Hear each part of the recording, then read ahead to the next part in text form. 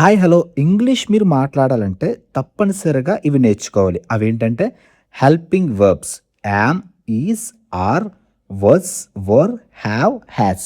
ఇవనేది ప్రతి సెంటెన్సెస్‌లోని ఇవుంటాయి. వీటిని మీరు తప్పనిసరిగా నేర్చుకోవాలి. సో, ముందుగా వీటిని ఎలా ఉపయోగిస్తారో తెలుసుకుందాం. యామ్ అనేది ఐ అనే సబ్జెక్ట్‌కి మాత్రం ఉపయోగిస్తారు.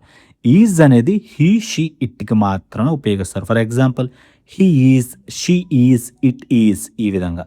ఆర్ అనేది వి, దే, యూకి మాత్రమే ఆర్ ఉపయోగిస్తారు. వస్ అనేది ఐ, హీ, షీ, ఇట్‌కి మాత్రమే వస్ ఉపయోగిస్తారు. వర్ అనేది దే, వి, యూకి ఉపయోగిస్తారు. హ్యావ్ అనేది వి, దే, యూకి హ్యావ్ ఉపయోగిస్తారు. హ్యాజ్ అనేది షీ, హీ, ఇట్‌కి యాజ్ అనేది ఉపయోగిస్తారు. కొన్ని ఎగ్జాంపుల్స్ చూద్దాం మనం.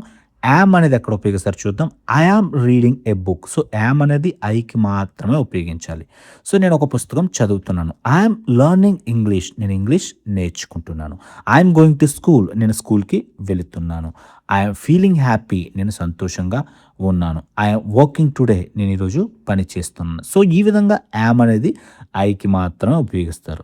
సో, మీకొక గుడ్ న్యూస్ ఏంటంటే మన PDF book the advanced spoken English PDF book అనేది ప్రైస్ తగ్గించాం. 99కి ఇప్పుడు అవైలబుల్‌గా ఉంది. దాని యొక్క లింక్ కావాలనుకుంటే మీరు స్క్రీన్ మీద కనిపిస్తున్న వాట్సాప్ నంబర్‌కి మీరు కాంటాక్ట్ అవ్వండి.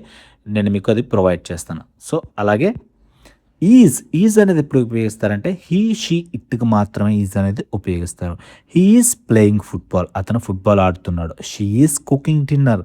ఆమె భోజనం వండుతుంది. సో, ఇంకా మీకు ఫుల్ వీడియో కావాలనుకుంటే మొత్తం ప్రతి ఒక్క హెల్పింగ్ వర్బ్‌కి ఎగ్జాంపుల్‌తో సహా క్లియర్‌గా ఎక్స్‌ప్లెయిన్ చేసి యూట్యూబ్‌లో టోటల్ ఫుల్ వీడియో అనేది పెట్టడం జరిగింది. తప్పనిసరిగా చూడండి. Thank you very much.